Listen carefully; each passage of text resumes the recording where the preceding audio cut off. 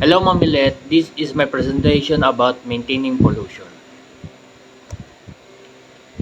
Here is the list of contents that I will present to you today. The first one, what is air pollution? The second, sources of air pollution. The third, air pollution reduction. And the next, sources of air pollution and share responsibility and individual roles and concrete action, and the last one, conclusion. Let's start with identifying what air pollution is. Air pollution is the contaminating of the air through chemical, physical, or biological agents that alter the atmosphere natural state. This pollution affects both indoor and outdoor environment, posing risk to human health and the environment. Common sources include household combustion devices like stove and heaters, motor vehicles, industrial facilities such as factories and power plants, and forest fires, all of which release harmful substance into the air, modifying its natural characteristics. Let's move on to the next slide.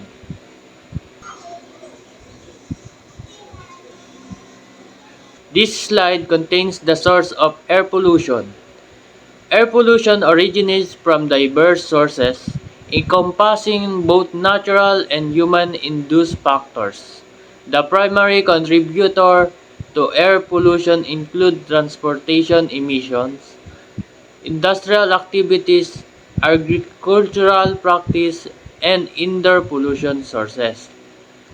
This sector releases harmful substances into the atmosphere, degrading air quality and posing risks to human health and the environment. Effectively, mitigation strategies require understanding and addressing these various pollution sources. Next is air pollution reduction. So, how do we reduce air pollution? To reduce air pollution, simple yet effective steps can be taken. Implementing renewable energy sources, reducing vehicle use, and planting trees are key solutions. By transitioning to clean energy, minimizing transportation emissions, and enhancing green cover, we can significantly decrease air pollution. These collective efforts contribute to a cleaner environment, improved air quality, and a healthier planet for future generations. Shared responsibility. Combating air pollution requires a shared responsibility from all stakeholders. Governments must implement policies promoting emission reduction and environmental protection. Society should adopt a sustainable lifestyle, such as using public transport or cycling. Individuals can make a difference by reducing personal vehicle fuel use and choosing eco-friendly alternatives through collecting action. Cooperation, we can effectively mitigate air pollution and create a healthier environment for future generations. Next, we have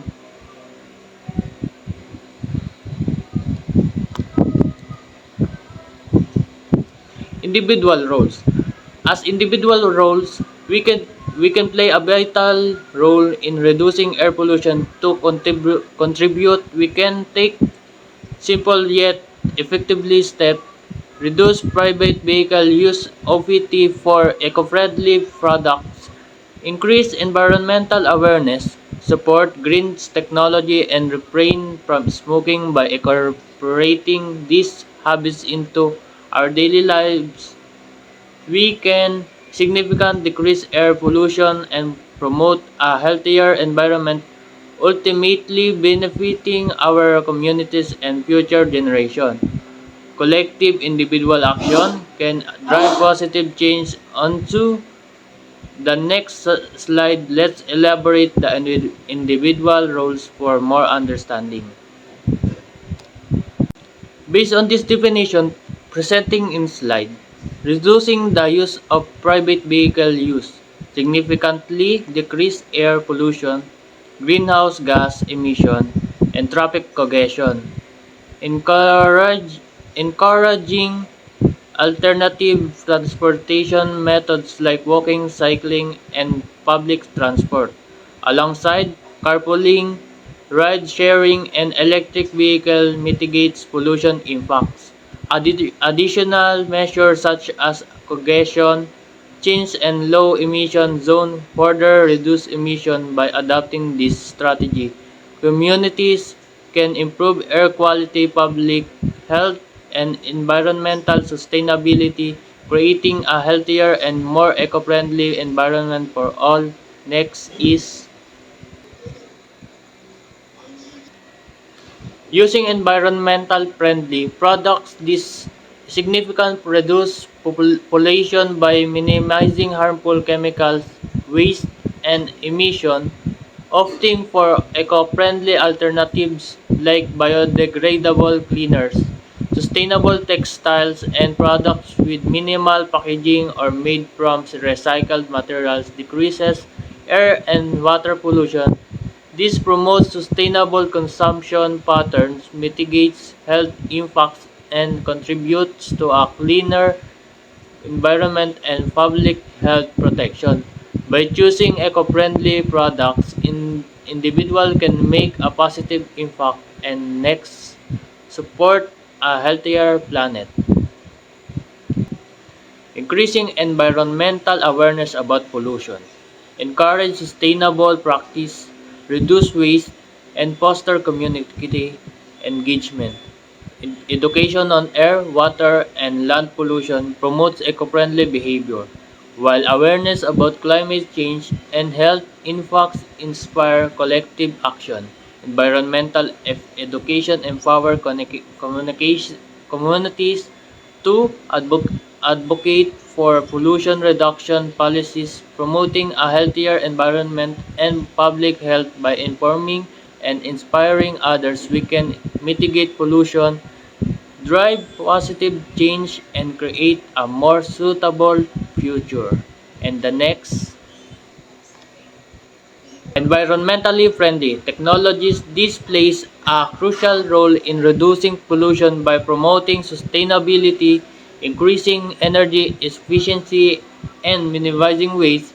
Renewable energy sources like solar and wind power, carbon capture, electric vehicle, and green infrastructure decrease air pollution, greenhouse gas emission, and climate change. Implementing this technology reduce harmful emission, protects public health, conserve resources, and support a suitable future. Investing in a eco-friendly technology is essential for mitigating pollution impacts and creating a healthier planet. The next slide is last effective air pollution reduction is banning smoking significantly reduce air pollution, minimizing exposure to toxic chemical and particulate matter. Secondhand smoke containing over 70 carcinogens contributes to respiratory issues and lungs cancer. Smoking bans in public places decrease particulate matter concentration by up to 90%, lowering healthcare costs associated with air pollution. Effective smoke-free policies protect public health, reduce environmental harm, and mitigate the devastating impacts of air pollution, creating a healthier and cleaner environment for all. The next is just like what I said earlier, concrete action is necessary. Everyone can contribute by taking concrete steps using public transportation or biking, recycling waste, choosing eco-friendly products, and supporting tree planting initiatives. This individual action combined with shared responsibility from governments, industries, and communities can significantly reduce air pollution and promote a healthier environment. By working together, we can create a suitable future and improve air quality for generations to come. So, in conclusion, preserving clean air is a shared responsibility essential for a healthy environment and a suitable future. Collective cooperation among governments, corporations, communities, and individuals can drive significant reduction in air pollution. By working together, we can protect public health, conserve natural resources, and ensure a cleaner, healthier world for generations to come. United action is crucial for achieving this vital goal. Let's work together to maintain pollution-free air for a better future. Thank you, ma'am. That's all. Thank you.